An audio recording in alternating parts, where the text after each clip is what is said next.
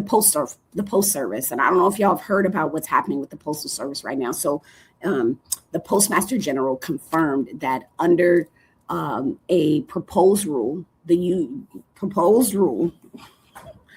right, the United States Postal Service would not deliver. I'm going to say this again. Just imagine, close your eyes. United States Postal Service would not deliver mail ballots for states that refuse to provide voter information to the federal government.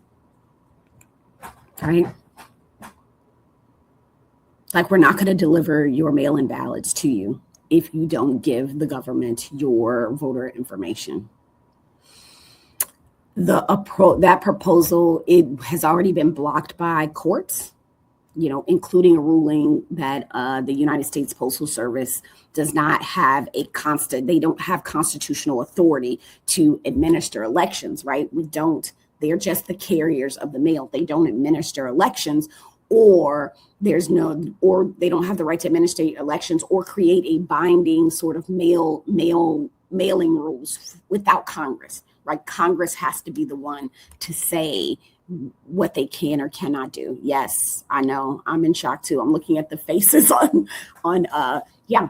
So this act it's not simply about voting by mail. There is a undertone here, or an overtone in the sense, about whether the federal government, our federal government, can pressure states into handing over election data by threatening to not deliver ballots. We're essentially, they are trying to figure out what they can take hostage. By this administration is trying to figure out what they can do to take hostage. So what I believe sometimes is that we think that democracy is this thing that only resides in Washington, D.C., but elections are run by states. Let me say that one more time. Elections are run by states. Registrars are local. Poll workers are local. Ballots are printed, mailed, and received, and counted, and cured, and certified through state and local systems. Full stop, right? Through state and local systems. So when the federal government starts to, when they start acting funny about elections, states cannot sit back and say, well, I hope the courts fix it. This is not one of those things. I want you all to take time to hold the 10th Amendment in your hand. And I keep saying that, and I never want to talk to y'all in a way where you don't know what the hell I'm talking about. So I'm about to put the 10th Amendment. I'm going to put a definition of it in the chat so we can understand when I say the 10th Amendment, right? So the 10th Amendment is essentially, it establishes the principle for federalism, and everybody say federalism, right? What it says is that states have any power that's not specifically given to them by the federal government and the Constitution. So these things are not finished. So they're rights that automatically belong to the individual states or to the people, right? That's our relationship with the federal government. It establishes that.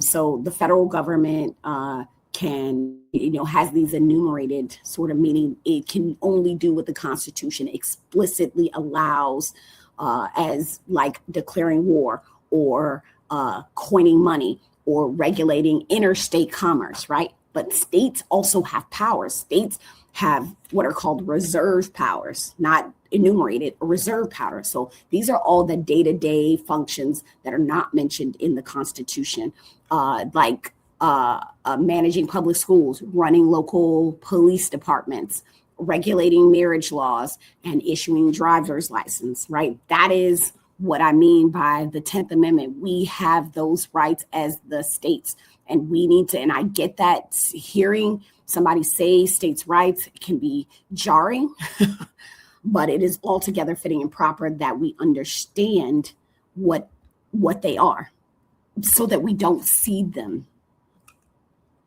so we don't see them. You understand? Let's do this.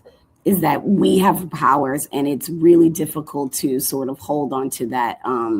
Hold on to that because we haven't heard states' rights since we were fighting a civil war. Does that make sense? So we, as the state, we don't have the luxury to just sit back and hope that it's fixed.